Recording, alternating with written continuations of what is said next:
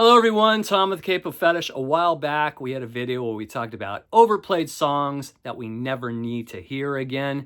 Today we're going to do the opposite. We're going to talk about overplayed songs that we never get sick of hearing, okay? So I'm going to start off the list here with a track from 1971. It's definitely overplayed, but I still to this day find it very infectious. Maybe it's because of the mandolin. I'm talking about Rod Stewart's Maggie May. I especially love the extended version, the original version with the opening classical guitar opening, and then it goes right into the mandolin. But there's just something about this track. It doesn't even really have a chorus. It's just a lot of verses, and it's very, very understated, which I kind of like. No one's overplaying. The guitar is very dry. I love the guitar sound, very, very dry. There's no reverb on it. The drums sound like, they sound like cardboard boxes. It's very authentic sounding. Rod Stewart's vocals are just really heartfelt and real and authentic. And I've just still to this day love this track. First time I heard it, I was 6 years old. My brother had this album, played it to death. He was a big fan of, I think still is to this day, of early Rod Stewart and those early Faces records. But yeah, I just, till this day, find it very infectious. I find it uplifting, and I love right before the outro, I love the way the mandolin comes in and does that melody. It's just fantastic, just fantastic. Still love it to this day. Maggie May from 1971. Another just phenomenal power pop song that's been overplayed, but I never get tired of it. I love Surrender by Cheap Trick. This is off Heaven Tonight, their third album, but I really love, more than the studio version, I love the live version on Live at Budokan. I think it has a lot of punch and power. I'm sure there were overdubs made in the studio prior to this album's release, because it just has just really like full sound, full-bodied sound, and even the backup vocals sound really like enhanced. But I love the live version of Surrender. I never get tired of this track. I think it's one of the best power pop tracks of all time, along with like September Girls by Big Star, and like No Matter What by Badfinger. Just one of those, this is constant classic, historic songs. Again, very uplifting. Love Surrender by Cheap Trick. Another one too, there's a lot of Stone songs that are overplayed, and this is one of them, but I never, ever get tired. I could listen to this song till the day I die and never get sick of it. I am talking about Jumpin' Jack Flash by the Stones. This is the original mono 45 from 1968. What I really love about the original version of Jumpin' Jack Flash is the intro before the riff.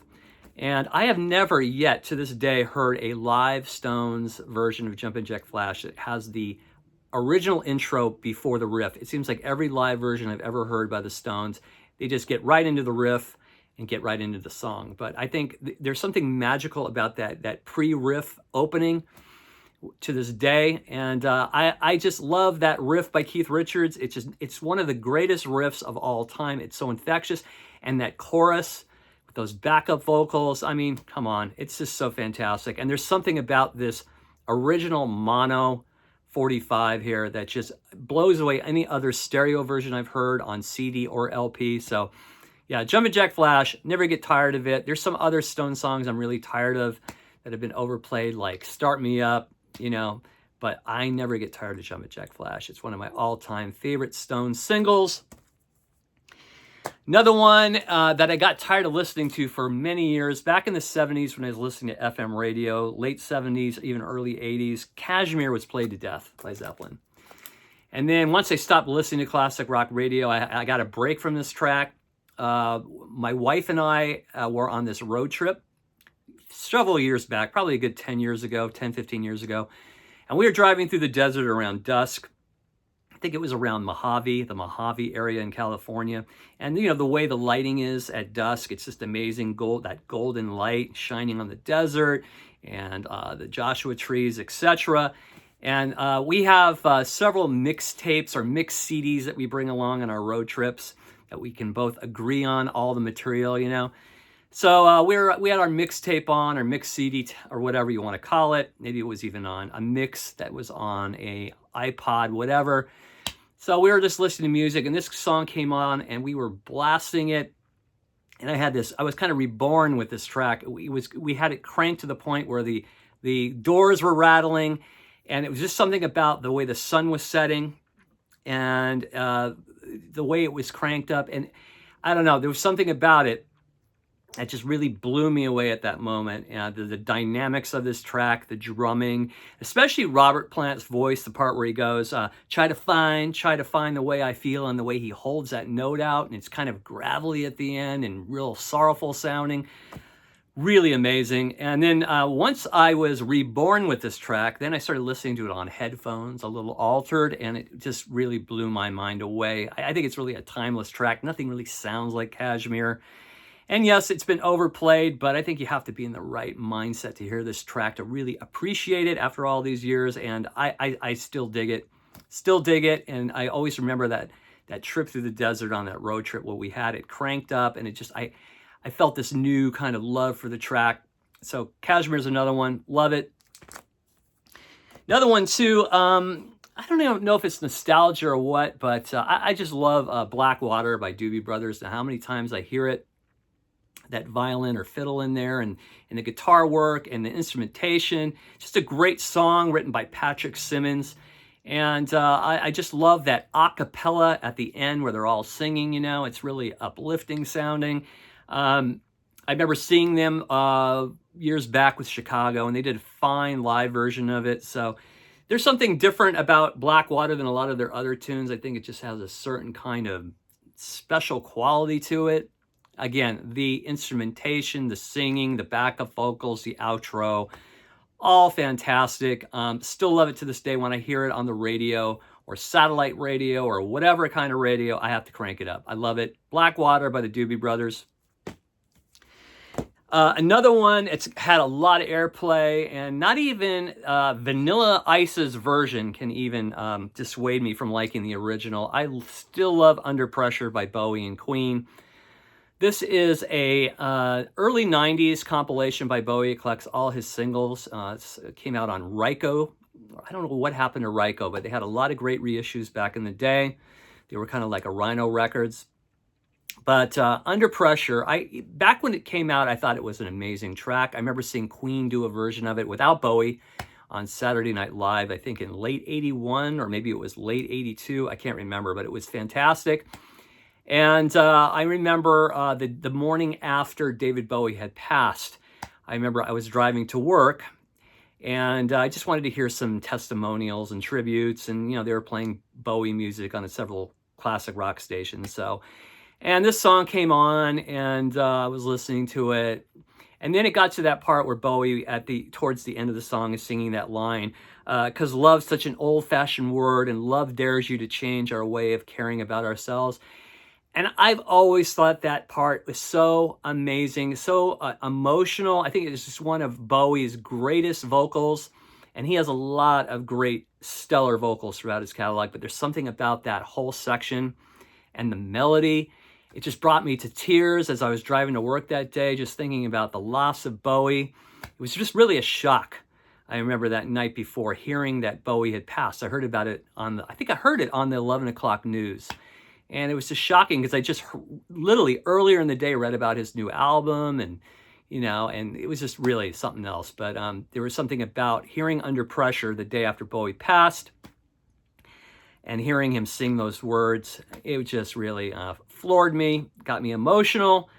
But I still think it's just such an absolutely powerful song. Now, how many times you've heard it, it's very unique. The structure of the song, incredible stuff. I can listen to this over and over. Under Pressure by Bowie and Queen. Another one that's had a lot of airplay, and I never get tired of it. In fact, there's two songs on this album that get a lot of airplay, and I never get tired of it, and it's because of the vocals. I always found Grace Slick's vocals on Somebody to Love and White Rabbit amazing. I think she's such an underrated vocalist. When people talk about great rock vocalists, I hardly ever hear about Grace Slick. I think she's so underrated, so unique, so original. And her vocal on Somebody to Love is just one of the greatest vocals of all time. Her vocal on White Rabbit, that track is so magical after all these years. There's nothing that sounds like it. That bolero beat, the whole thing, how it builds at the end. So these are two more overplayed songs I never get tired of from the Jefferson Airplane. Unfortunately, you never really hear any other Jefferson Airplane songs on the radio. Once in a blue moon, you'll hear Crown of Creation, or you might hear Volunteers, but it's like you'd think these were the only two songs that Jefferson Airplane ever did, and they had so many great quality songs throughout their lineup with Grace and the original six-member lineup. So yeah, Somebody to Love, White Rabbit, never get tired of those songs.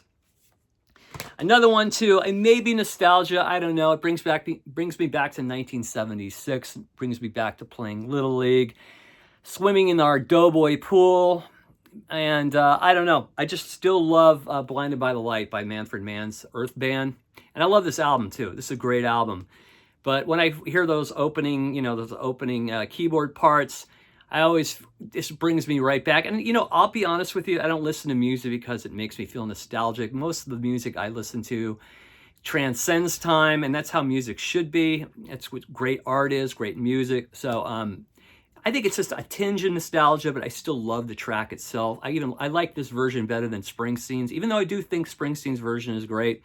But I've always loved Blinded by the Light. That's another track. Overplayed, still love it.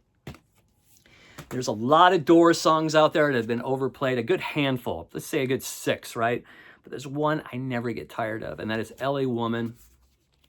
I just think it is the most incredible ensemble playing.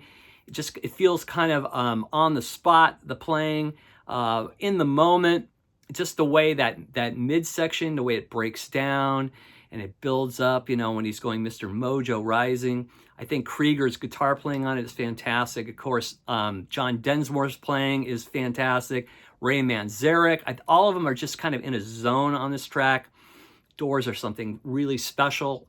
This whole album is fantastic. LA Woman, there's just something about it that always gets me really lifted. It's a great driving song.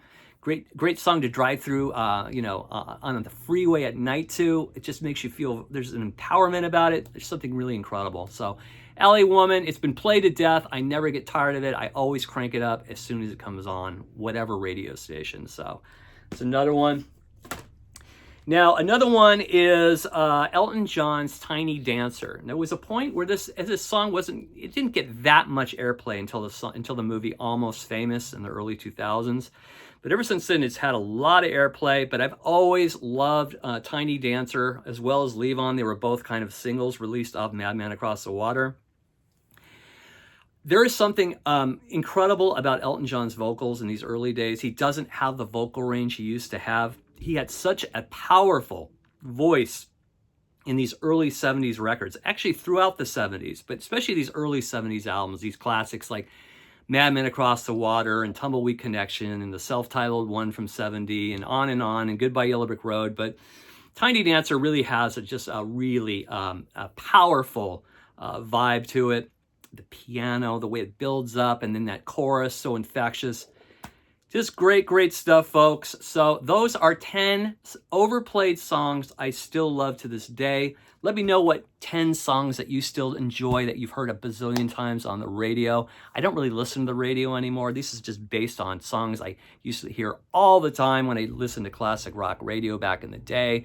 A lot of these songs are still played on satellite radio, the radio on TV. So let me know what those are in the comments section. As always, thanks for watching. I really appreciate it. If you haven't subscribed, go ahead, just press that subscribe button. It's free, and we'll see you soon. Take care, everybody. Bye-bye.